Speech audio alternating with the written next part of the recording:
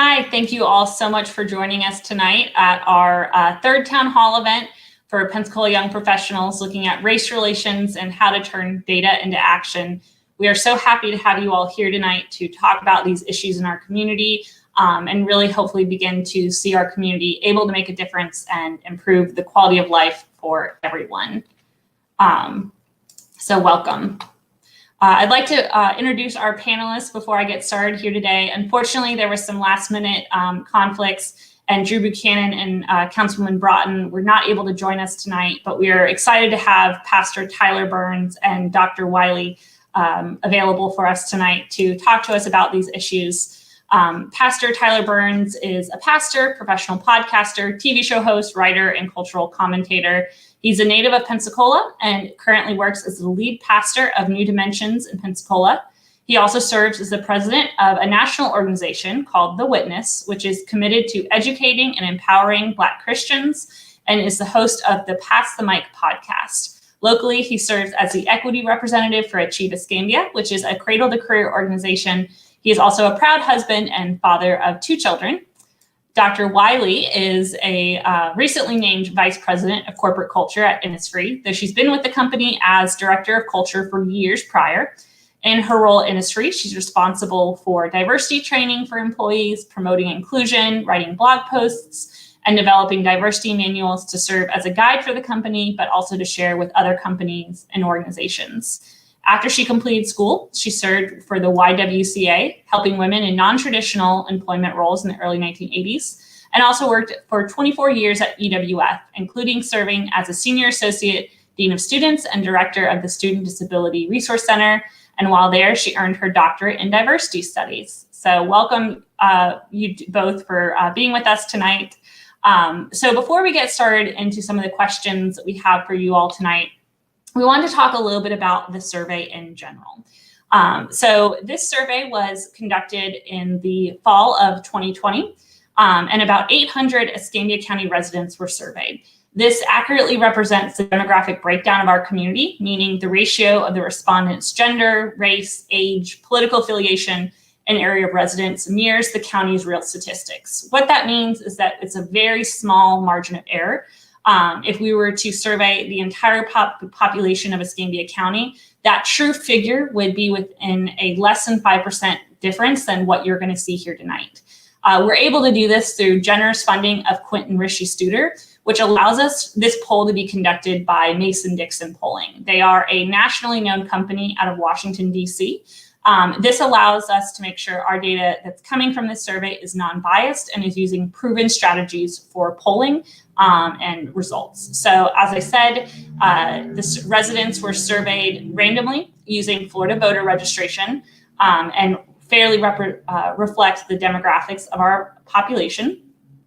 What you'll also see here is that in our questions related to race relations, we wanted to make sure that our survey was really representative of the community. And so we did what's called an oversampling, meaning that there were a total of 400 Black voters in Escambia County interviewed for this survey, even though that's slightly more than we usually would if we were looking at just the demographics breakdowns. This, again, was with the efforts to make sure that we were able to truly understand how the community felt on these issues while still being statistically significant and accurate reflection of our community. Our overall quality of life in Pensacola is pretty great, which I think most of us will agree with. So looking at an overall question this survey asked, which was, what do you think the quality of life is for Pensacola, Escambia County? 66% said it was positive, meaning they said it was excellent or good. 34% said it was fair or poor. And no one said they didn't know. And this is up from last year when we had about 60% positive. And that should be 40% negative. So that's a really great improvement, especially in 2020, where we all know there were lots of issues that would often cause hardship and issues for folks. I also wanted to highlight for you all questions about quality of life on different metrics. So the entire quality of life survey is available on PensacolaYP.com. You can look at every survey question. It's about 44 questions. And you can look at them broken down by every type of demographic factor that was asked on the survey. This is a highlight of factors that were considered poor. So survey respondents were asked to rate a series of metrics related to how quality of life is interpreted, including the quality of the schools, the healthcare accessibility, the access to waterfront or to natural areas. And what you'll see on here these are the questions that had an overall negative rating for the entire community. Within some of these categories, there were very distinct breakdowns we wanted to highlight tonight. While 68% of white respondents thought the county is welcoming and inviting to people of diverse ethnicity and culture, only 34% of Escambia's Black community agreed. The same was found concerning opinions about the availability of a vibrant nightlife, restaurants, and clubs. While 59% of white respondents gave it a positive rating, only 34% of Black respondents gave that a positive rating. 58% of whites gave a positive rating to the availability of cultural opportunity, as compared to only 32% of Black respondents. And more than 2/3 of Black respondents, 69%, expressed concern about job security, which was a 24% point difference than other respondents. African Americans had the highest level of concern amongst all the demographic subgroups. Now, we highlight this to say that one of the things Pensacola Young Professionals cares about is we can't say we have a good quality of life if the lived experience of our entire community doesn't reflect that. And that's why we decided to look at this issue more with more concern this year, to really understand what is the lived experience of everyone in Escambia County. And so with that, we asked questions this year specifically about race relations. These have never been asked before on this survey and really revealed some interesting information that many won't be surprised about, but many could be a wake-up call. So again, the entire survey is available on our website, and you can look at the multiple questions that were asked about race relations. I'm only going to highlight a couple here, though I'm sure our panelists will help us go into more detail on some of them tonight. Overall, how would you rate race relations in the city of Pensacola? 55% said negatively, again, saying it fair or poor, while 42% said positive, which was excellent or good. Once again, this can be broken down by race, and you'll see stark differences here between how people answered based off their race. One of the other things we looked at was, do you believe that systematic racism does not exist in Escambia County? Now, systematic racism is largely defined as those hierarchies and privileges of society are baked into the institutions that govern everyday life, meaning things like housing policies, police profiling, laws, sentencing. All those things end up taking a race-based approach oftentimes. It's important to note, though, that this is a very nuanced topic. The scholar John Powell also refers to this as structural racialization, with the idea that this connotes a process rather than just a static event. We can't just say housing policies are one way or another. And he posits that racism, using in this term, invites a search for a racist actor, when really structural racism is often implicit and not even something people are aware of, to the detriment of the entire community. One of the things we want to emphasize here is that recognizing racial issues in our community does not mean there is one person to blame or anything. It does not mean we should be looking to vilify anyone. It just means we have something to do better and we all need to listen. Finally, we wanted to highlight, before we get to these questions, the question that was asked: when it comes to addressing racial disparities, should the goal of local officials be to look for equal outcome or equal opportunity? With the idea, and what the survey found was that 73% of survey respondents felt that we should look for equal opportunity, 20% said equal outcome. This question had the most agreement by racial demographics, with being pretty similar between Blacks and white and how they answered. All right, so that is the last of my talking tonight, and now we get to the good stuff here, of hearing from our panelists of how they felt about our data and their opinions. So thank you, said again, Pastor Burns and Dr. Wiley, for joining us here tonight. So the first question I wanted to ask you all is, what were your thoughts broadly about the race relations data? Did anything surprise you, or kind of was a sad fact that you've just known to exist in our community? So it is a completely informal conversation, so anyone is welcome to start. I invite Dr. Wiley to start. Absolutely. Well, okay. Your question was, did anything surprise me? And Yes. hopefully I'm not getting a lot of feedback. No, you are all good. Okay. I would have to say, unfortunately, that there weren't any surprises in the responses. The good news, though, is that you put it out there. And I think, as you noted earlier, this is the first time that the question has been that specific. So I think that though it was not surprising about the race relations, I also think that it's important that you surfaced the issue so that we can talk about that issue. And I think that the more that we talk and engage around the issues of difference and differences being race, but obviously much more broad than race, then at least we're making some steps in the right direction. So no, again, nothing was surprising for me in terms of what the thoughts were on race relations. There were some other results that we'll talk about, I'm sure, later that were a bit surprising for me. But I would have to say no, not surprising, but glad to see the question. Well, I completely agree with Dr. Wiley. I make it a point to agree with the experts. So I agree with Dr. Wiley for sure. While nothing may have been surprising, especially for those of us who are in this work and familiar with these issues, I will say that there were a few things that were revealing. And I think one of the things that was revealing is the disparity of how people view race relations and the state of across ethnic lines. And I think a lot of that has to do with the way we approach this conversation. I think some of the ways in which we answer these types of questions about the state of race relations in a particular locale or in the country is due to either whether we view it with an individual lens or a communal lens. And one of the things that has stuck in my mind had been very important in having these conversations as a pastor, as a leader on these things, having to have these conversations constantly.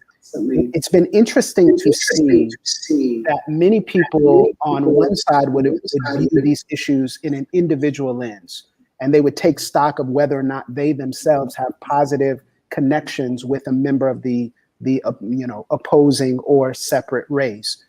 But many people, especially on the margins, view this in a more communal sense. How are we doing collectively? And if we are not doing well collectively, regardless of the personal interactions that I may have that are positive, I take stock communally. So I think sometimes in these conversations, we never express that and tell that based upon our personal and cultural upbringing and background. And so it leads to a little bit of us talking past each other. And then I think another thing that was very interesting was the last question that you mentioned, Claire, and the question and how the differences were in relation to equal outcomes and equal opportunities. Again, it's very revealing how we approach that particular question. And one thing that I'll say is that I think it's very revealing sometimes that we think outcome and opportunity are mutually exclusive, right? And I actually think they connect to one another and they can be complementary if we view them the right way. And especially if we care about the people who are on the margins and how their outcomes are particularly seen in our community. If we want the community to flourish, at some point, outcomes will have to matter. So that's what I would say, just to begin with.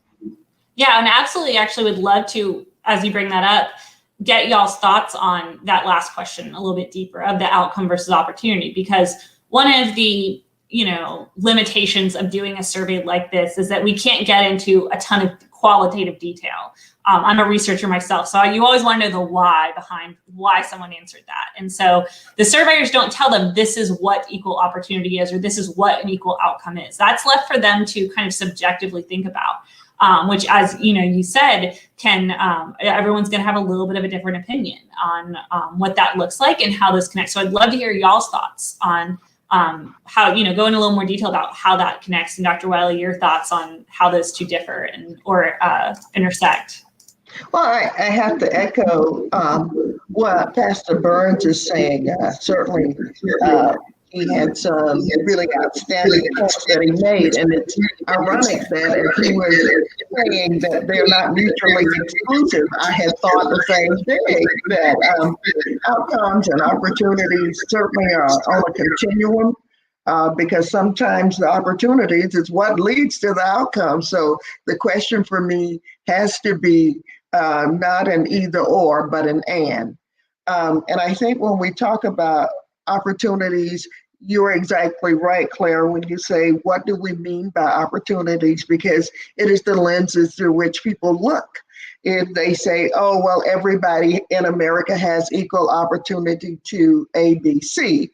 The truth is that when you talked earlier about systemic racism, when you were giving your overview, that systemic racism is multi-layered. And so if my entrance into the educational system, if I'm already at a disadvantage then, and thank you, Pastor Burns, for being on the Achieve Escambia Council and all the good work they're doing now with the Children's Trust Fund. I think that's going to begin to help level the playing field. But the truth is, when you look at Dr. Ruby Payne's research, one of the things that's striking is that a child that comes from a middle to upper income household, that child's language at 5 years old is equal to the language of an adult from poverty.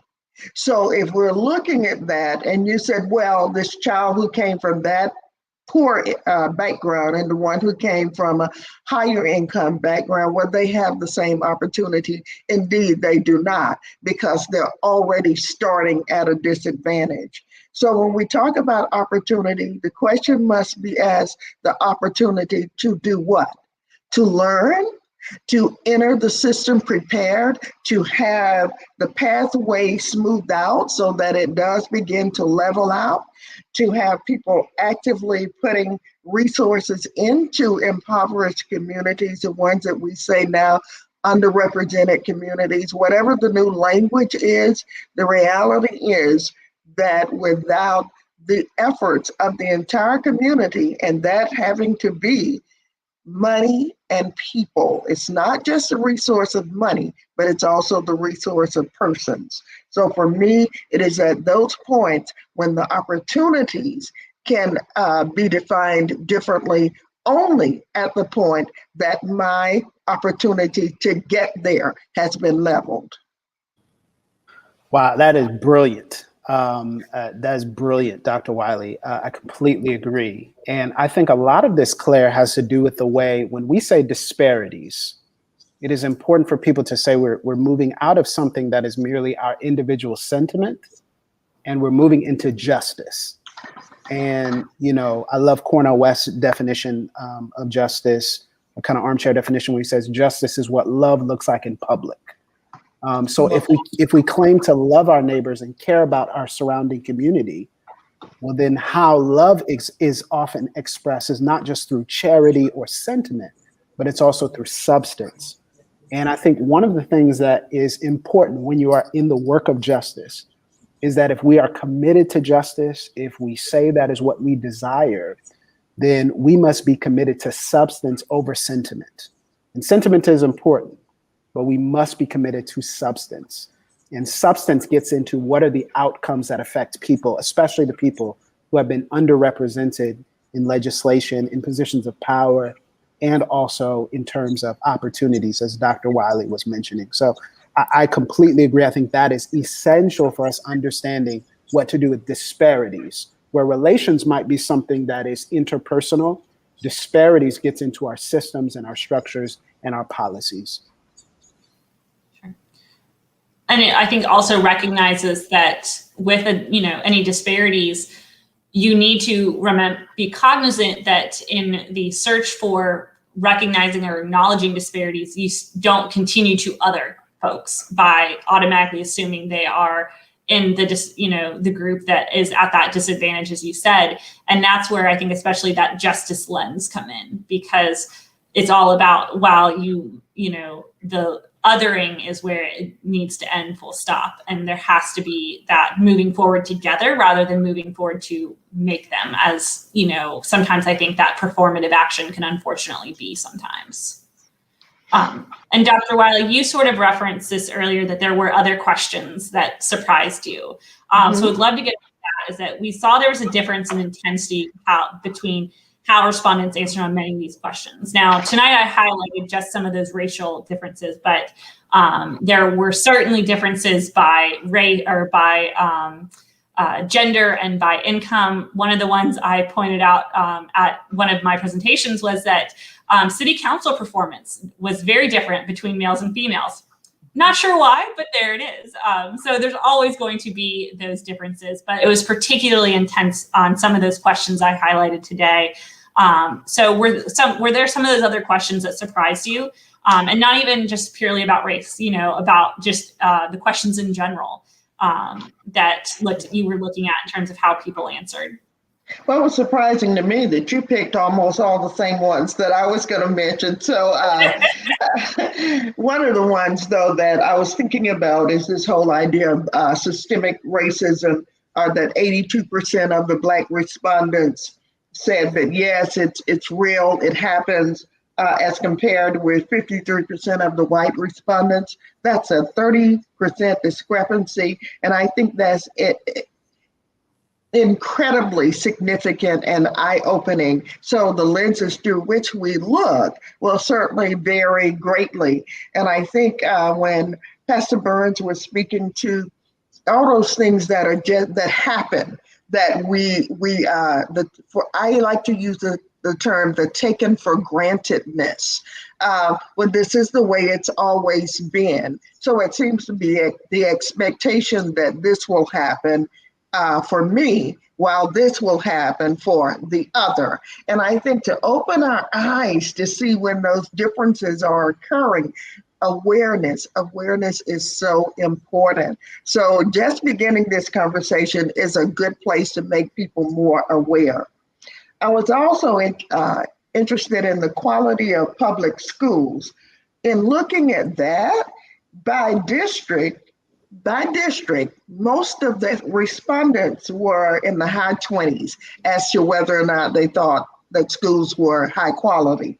It was interesting, though, that District 5 had a 49.3% response rate that said, yeah, the quality of the schools. So we might want to look deeper at why is it almost 50% in District 5? Who are the people in District 5? What is the income like, et cetera, et cetera? And I know that you all already know where I'm going with that.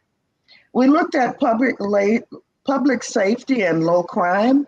The white respondents at 41.3%. Black respondents, 23%. 23% had positive approval responses for public safety and low crime, which suggests that in those communities, first of all, no communities had, 45% or above, so it's a problem across the board. But certainly to get a 23 response rate for the African American community is very telling. I also like this question because I speak of it all the time since we're in the hospitality industry. Vibrant nightlife. 59% of white respondents said yes. And for Black respondents, it was 33.6%. We could round it up to 34%, but that's a 25% discrepancy there. So what are we missing? And when I drive downtown in Pensacola on the weekends to see how vibrant it is, indeed, it's quite vibrant, but who are the people and where are they coming from? And another thing that was really interesting when you further break that down, the vibrant nightlife, when I looked at the Democrats versus the Republicans response to that was much higher. So it also suggests that we're looking at white people whose incomes perhaps are higher or whose interests are more aligned with what's being offered downtown. So I really thought that was interesting. I'm sorry, I love data, and I'm probably going on too much. Let me just say this, and then I can stop. Please don't, not at all. Well, thank you. When I looked at the quality of healthcare, that's a big area of interest for me. We saw 61.4%, almost 62% of whites saying quality is good. For Blacks, it was at 49%. Job opportunities, whites, 44%. Blacks, 25.5%. And perhaps the biggest, most telling one, welcoming diverse backgrounds, culture, and ethnicity. And you already alluded to that, Claire. We had whites saying 68% think that this is what our community is, welcomes diverse backgrounds, culture, and ethnicity, while Blacks said only 34%. And I think when we raise these questions to examine them, why are those disparities there? That would be the underlying thing. And when we talk about systemic and structural racism and other isms, whether it's gender, whether it's age, because there was also some interesting responses by age that I can't even get. It was just so much yumminess that I found myself really just getting into it. But I'll stop here and say, so those are the ones that struck me was the systemic racism, the vibrant nightlife, quality of the public schools, again, breaking them down by district, the quality of healthcare, job opportunities, safety, public safety, and then whether we are a welcoming community to ethnic diversity, culture, and background. So that's all I'll say at this point. Thank you. No, I completely agree with Dr. Wiley. Many of those observations were similar observations that I made. One of the things that's important as we talk about these observations is, Dr. King many years ago, or not, I should say not that many years ago, said that there are two Americas, that there's one America and then there's the other America. And while it may seem like that is perhaps an overstatement, I've learned that what is felt is deeper than what is said.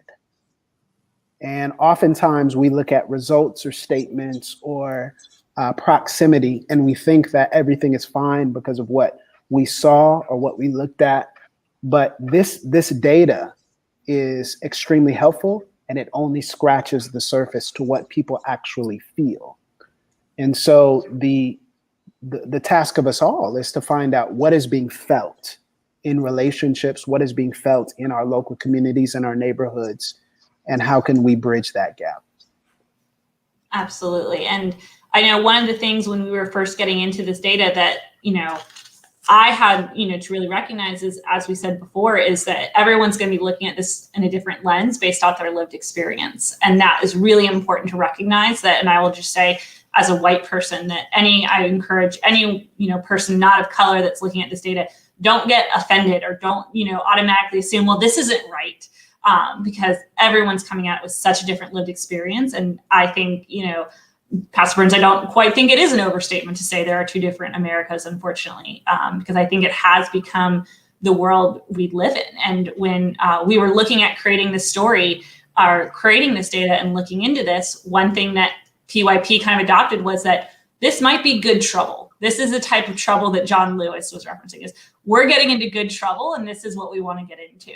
And Quentin Stewart and I have had conversations before when we were talking about this, as well as would the response be, well, this happens everywhere. If you gave this survey to any community in America, you'd get similar results. And Quint said, so what? Why does that mean we have to be part of it?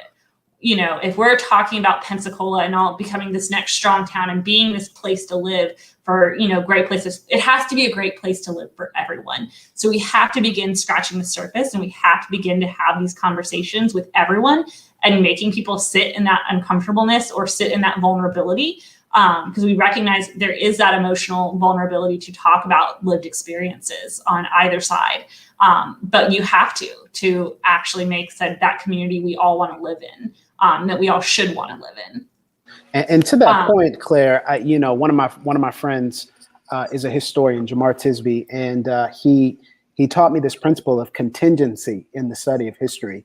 And he said, when you look at history, it is easy to say that any particular system or unjust action or trend or structural policy was just the way it was. But contingency teaches us that things did not have to be the way that they were, that every era has agency to change the era that they're in, the structure, what is accepted, and how people are treated. And so in that principle, we must approach even our ideas about our own city and community in that way. To think that, no, while this may be the case and trend across the country, and maybe in many communities that we're familiar with, we have the agency to change. Absolutely. And so how do we, as I pose this as young professionals, because that's our organization, but really any community member, especially those of us with white privilege, how to recognize that some of us are allies and some of us have these lived experiences of discrimination or racism? How do we begin to move forward? What are those first steps you think on the individual level, but also on the community level, we need to take past just having these conversations? I'm going to let Pastor Burns start this one. Okay, I will do that. One of the things that I'm noticing and recognizing is over the past really 10 years or so, we have underestimated the level of pain that many of our neighbors of color are in, and many people within our communities are in. And I think that's why you see such an intensity in a lot of these responses. And I think what is important for us, and Beverly Tatum talks about this in many of her works, but she talks about this, that it is incumbent upon all of us to, regardless of our ethnicity or our background, to interrupt this cycle, to interrupt the cycle of racism, to interrupt the cycle of systemic and structural inequity. And so I think we do that by introducing something that speaks to the pain. So it is again easy for us to think in terms of intellectual assent, but let's get beneath the surface and address the depth of the pain. And how do we address the depth of the pain? Well, if we don't respond to the pain with hope and healing, we create space for despair and division. I'm a pastor, so alliteration is a big thing we do. We just trained in alliteration. So if we don't create space for hope and healing, if we don't really respond to that pain in that way, well, then we don't actually have any room to reject or say, well, I can't believe or be shocked at the despair and the division that we see. And so I think you do that by getting on the ground and finding out the true history from the underside, from the margins. If it is true that there are two Americas and other people in our community are experiencing from different cultural backgrounds, are experiencing a different type of Pensacola, a different type of Escambia County, then how has that trend been true of the history of our city? And how do we interrupt that? And how do we stop that cycle? By first referencing that, drawing that to the surface in order to have healthy, productive conversations that reveal parts of our community that many have not known. And then how do we commit to interrupting that cycle? What has worked in the past? What has failed in the past? But I think first we have to get to the pain. And when I see that 50% or so, and there's a 30% disparity between the white and the Black acknowledgement of systemic racism, I say that's a pain question. Because if you look at me and tell me that there's no such thing as systemic racism, well, then now you have dismissed my pain as imaginary. And how do we make literal progress if we dismiss one's pain as imaginary? Well, I love what you've said and what you said, and really cannot add a lot to it, except to say we it's important that we do not dismiss other people's stories. So when I share my story with you, uh, the willingness to hear my story, to try and understand my story is important to me. And certainly even when I grew up in South Georgia, it'll be very different from Pastor Burns' story, and it's different from your story, Claire. And there are points of fun and happiness, and there are points of great pain. And I think that when your question was, what do we do to make it come together? And I was going to say, just speak up. Like, share your stories, number one. And as you share the stories, listen and learn. Squint with both ears. Squint with both ears. Do not engage the mouth. Just listen. And then look at, what can I do if I am a white person in position of privilege and power? How can I use my privilege and power? If I see something going on, am I courageous enough to interrupt that, even at my own peril? And also, when we talk about the pain of systemic racism, and again, at every level, from health to education, to the communities that we live in, to being overcharged for housing, et cetera, it is not to say that every white person does this and therefore. No, it's simply saying these are the things that have happened. And do I have people in my life that I know want this to change? Yes. Are they willing to speak up? Yes. Are they willing to hear my stories? Yes. Are they responsible for my story? No. But when you have my shared and lived experience, together, we can hold each other's hands. And when I have people who say to me, I grew up in a household where racism was what it was. There was a lot of hate toward Black people.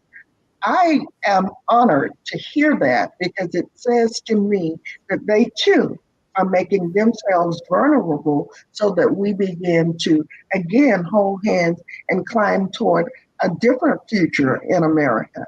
And I do see that with people that I work with and with people in my community. And I am most impressed with, as John Lewis was, this younger generation, you, Claire, you, Reverend Burns, to ask the questions, to challenge the status quo, and to say together we can make a difference. That's encouraging for me. Absolutely. And I encourage anyone who hasn't to look at the ability of implicit bias tests that are out there. Especially Harvard has a wonderful one, because I think it can also be recognized that we all have a bias, not necessarily even race-based. And being that, I think, is a really important stuff to recognize and make vulnerable just on an individual level, what your biases may be, and help you to actively listen. Because I think that's also key to what you were saying, Dr. Wiley, is it's not just listening to someone's story, but it's actively listening and being willing to make sure you're open and sharing, not putting yourself in that front seat, but being willing to take a back seat while also offering that space for them. Absolutely. And since we're talking to a lot of professionals and a lot of people who have staffs and employees and things of that nature, work in diverse workplaces, I think it's important also to say, and I've run into this issue as well as a pastor, whenever people start talking about why does racism or such exist in the church space, in a place that is supposed to be a place that is known by love. One of the things I say is our learned behavior is not unlearned by simply wishing it to be, that we have to do the hard work. So whenever someone asks, well, what can we do? Well, what is your work to do? Do your work. And are you doing your work well? And one of the things that could be your work is a consistent, ongoing cultural intelligence that goes outside of what is compliance for you, but gets into what is, I want to actually be better for myself and unlearn the practices that have maybe perhaps been passed down or seem to be the norm in our community. Maybe that work is ongoing education as it relates to resources and things of that nature in our community. Maybe that work is active involvement in certain causes and in certain Black-led or minority-led endeavors. But do that work. And I think doing that work, if we're constantly asking the question of what is my work and how can I improve this situation, I think we'll be in a better spot than we are now. And I think for those who are not ready to take on a big job like joining a group or seeing some community work that needs to be done, because for some people it needs to be incremental. And I really love what Pastor Burns said about you can join groups that are diverse in nature, but perhaps you want it to be a little bit more personal. And I think I say in my article, one of the things that you can do is somebody that you don't usually do lunch with or have never gone to dinner with or done anything with, but they work with you or they're part of your circle in some way. Take a moment to invite that person, say, hey, and you could say something as simple as this: I'd like to get you to know you better because I'm trying to be better. I'd like to take you to lunch and let's just talk. And I can tell you that will be a very good first step toward bridging differences, because I get to know you individually rather than what I perceive you to be, implicit bias, because my perception of you may not and probably is not who you really are. And I have found that every time I do that, I am so pleasantly surprised. I am awed by, and some people that I think have perfect lives, and of course, I know no one has a perfect life, but at the same time, as an outsider, you're looking and thinking, oh, wow. And then when I hear that, I think, oh, connection. You see, because we will connect because of our humanity. If I'm a mother who's lost a child, it doesn't matter if you're Greek, Italian, or whatever.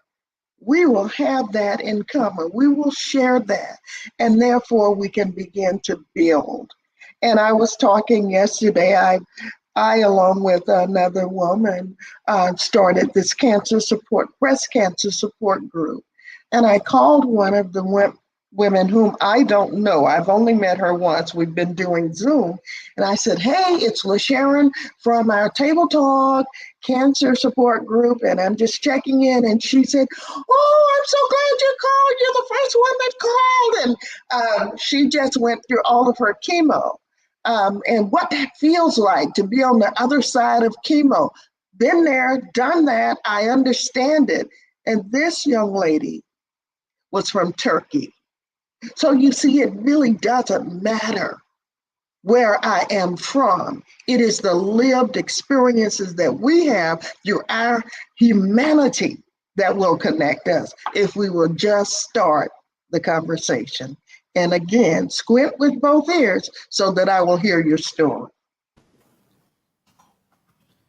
Fantastic. This is just, I'm so happy to have you both on here with such fantastic points. And I wanted to make sure our audience knows, wherever you're watching, YouTube, Facebook, in these last 15 minutes or so we have together, please feel free to submit questions for our panelists to answer. We'll be happy to take them. And so while we kind of wait, see if any come in, in the past year, I think we've seen the city of Pensacola take on what seems to be more of a willingness to listen to these issues. With the monument removal, there's been many roundtables and the police advisory committee. So what do you believe comes next? How do we move this, especially with using this data, from talk to more action? Now, recognizing that we are absolutely not the first ones to say this is an issue. Absolutely. There's great work from the Dream Defenders, from Just Pensacola, that have already been working in these spaces. And I think it's important to recognize and uplift the work of those organizations. So Black Collective, Pastor Burns, you work with, but what do you believe is how do we move from talk to action further and take, especially using this data? Go ahead. Oh no, I have to leave. You know, I would say one of the things that is extremely important is the way in which we have taken action in the city concerns me, not because we shouldn't have taken those actions, but because the actions are done in isolation of the same narrative. And one of the things that I notice in a lot of our conversations on race, I've been on, I can't tell you how many panels and IG lives and Facebook lives on race. And one of the things that I'm noticing is if our conversation does not help to construct another narrative, to tell the story, to explain how this actually, so you take, for example, the monument, right? The monument being removed is one thing. I think that's a good action that can bring, again, hope and healing to serious and deep pain. But what is the narrative? And what it seemed like is there were two competing sides of ideas, and we removed a monument, but we did not replace it with the right narrative. Brian Stevenson, the president of, or the founder of the Equal Justice Initiative, he talks a lot about this, that post-Civil War, there was a narrative of racial difference that began to seep into the core of the background of how we view one another. And this narrative of racial difference led to Jim Crow laws and convict leasing and black codes and separate but equal and really separate but unequal, right? There's this mentality of we did the action, but what is the narrative that replaces what was there before? And I think what is so important with this data and what should be the job of every concerned citizen and organization and community, action group that is concerned with this is telling a different story, is telling a narrative that doesn't just say what we should do, but why we should do it and where this issue comes from. And I think that changes the way we think about action in the future. And so what is the story? What's the narrative? Why do we need a police advisory committee? What's the narrative, right? Why do we need that? Why do we need an advisory committee as we select a police chief? What is the narrative? Why do we remove a monument? What's the narrative? And one of the reasons I respect Councilwoman Broughton so much is she is telling a different narrative, even in her position of power, and talking about what Black Pensacola actually is. I think we need more of that. And I think we need more agreement on what that is to actually see change. Wow. And it goes back. Yeah. Oh, go ahead. I was just saying, I think it goes back to exactly what you said, Pastor Burns, earlier about making space for that pain and letting that love in is, I think, a huge part of that narrative. And I do also, to echo your sentiments, want to acknowledge the phenomenal work of Dream Defenders, Black Voters Matter, Hail Morissette, Jamil Davis, good friends of mine, and doing phenomenal work in the city, just Pensacola as well. Absolutely. And I think the narrative, it needs to be, I don't know if it's a change of narrative as much as it is continuing the narrative, because I think history is important.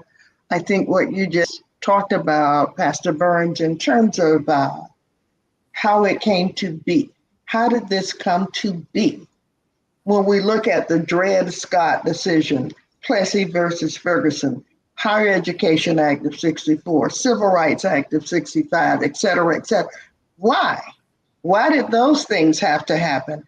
Because there has been an unequal narrative, unequal access, inequity, all the things that we've been talking about today. So I do like the small groups that have formed and are doing great work. I also think we need to look at what I can do as an individual. And so for me, I've challenged myself this year to be more audacious. I want to have the courageous conversation And I think that people are willing to have those conversations. And when we have courageous conversation, it has to be from the perspective of all of us learning together and growing together. Because for some reason, it always seems like it has to be an attack, and it doesn't have to be that. I think we all are looking for a better Pensacola and a better America. And I think we can get there together. So in addition to our individual action, our personal actions, the small groups continuing to do the work that they're doing, we want to work with established groups and organizations as well. The League of Women Voters, for instance, that's a nonpartisan group that simply wants people to get out and vote. Voting is important to begin to change, and we've always known how important voting is, and we didn't have that right to vote. So now even just getting involved in that way, speaking up and interrupting instances of isming, othering, making people feel like outsiders. If you're in a position to make a difference, speak up and say, that was not necessary. Let her speak, let him speak. So too many times we don't like something that's happening, but we're afraid to say something. If you see something, say something, and believe that there are other people there who will then echo your sentiments. So I believe working together toward a shared goal, the vision that we have for Pensacola to be more inclusive, the world to be more accepting, and remembering our humanity. All of us, Pastor Burns, are humans first. So there is one race, and it's true, it's the human race, but there are these differences that do happen, and we have to be willing to say, this is unfair, we need to address it. I have so many quotes I've been writing down from both of you. So Let me tell you, I'm gonna tell you right now, squint with both ears is getting spoken in every church service. I'm teaching it to my leaders. And go ahead, Wiley. I was simply going to say, and I like what you said. You remind me so much of this young man I really love. His name is Sean Graham, and he often talks about the pain as well. And I think that we try to ignore the pain, but the pain is real. Absolutely. The pain is real. Absolutely. So when you hear my story, hear my pain. And have those courageous conversations, be willing to have them. Yes. We have time for one audience question. Actually, someone was referencing an earlier conversation actually about the nightlife. So a little bit different question, but do we feel that it's a lack of welcoming to people of color that might be causing that disparity? Or is it a lack of types of things that people of color would enjoy, or both? What do you believe to be kind of the root of for that disparity in particular? Well, I'm a pastor, so you talk about nightlife, I might not be the right person to give an accurate assessment of the nightlife. So I defer.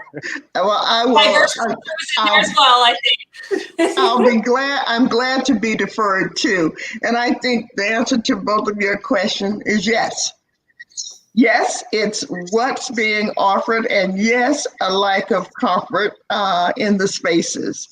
So I think it's both things. And do I have an answer? No, I do not. I just simply think that those two things are barriers. And I think the simple acknowledgement of it is part of an answer in of itself. As anyone, especially again, as you said, Pastor Burns recognizing earlier, hopefully a lot of people listening are part of organizations or are professionals that might be in charge of some of those types of things that are creating the nightlife or creating the quote unquote culture. And so being, cognizant of who are you serving? You're not just doing an event for Pensacola, but who's a part of that?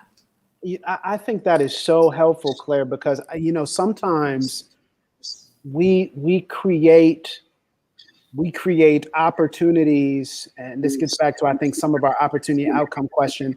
We create a lot of opportunities and we create avenues and outlets for people to do things. and we do not consider the equity of access. We do not consider historical and cultural norms. We do not consider presentation and how things are presented. You know, it can be as simple as, and I'm just speaking very honestly, but it's as simple as if I see on a social media advertisement or on a flyer that nobody in the flyer or the ad looks like me, I probably won't go. And that's just me personally. It's the same of a lot of different gatherings. And so when we say, you know, well, I don't know why people aren't here. Well, maybe it's because it's being presented as culturally exclusive rather than culturally inclusive. Maybe it's in the code words that are used that people can see and understand. Maybe this isn't for me. There are just so many different things that are at play there, and I think sometimes we just do not think about some of the underlying issues that may be preventing a more welcoming and vibrant experience for all Pensacolians. Absolutely. And so before we kind of end tonight, again, thank you both so much for being part of this. And certainly the conversation does not end here. But I think it's important that, to use Dr. Wiley's words, this courageous conversation I think we've begun to have here tonight is, I think sometimes that first step we need to take is that the racial issues our community is facing on a small level, but our nation at large, can often seem overwhelming, but that doesn't mean we can't begin to try to tackle it and to take those steps. And it simply begins by listening and being willing to open. So thank you for being here tonight. Thank you for those who've been watching. Thank you for having I want to share, absolutely. I want to share with you some, for our audience, some resources that the Pensacola Young Professionals have put together. These were partially recommended to us by the Mason-Dixon polling through other racial equity work they've been doing, particularly the Government Alliance on Race and Equity. Within that report, you can find multiple cities from across the country that have been working on racial equity in their areas, and pinpoints exactly what they did, what they recognized. And I think there are some fantastic resources if you are part of any organization that is in Pensacola, professionally or socially, that is wanting to be part of these conversations and part of this difference. I encourage you to go look at some of these resources to better understand how, on an individual level, but also a community level, you can begin to make some of those changes and be that compassionate action of its members, as Coretta Scott King has said. So you can find these on PensacolaYP.com at the end of our quality of life report for 2020. So thank you all again so much for joining us, and we will see you again next time. Thank you. Thank you very much. Thank you very much.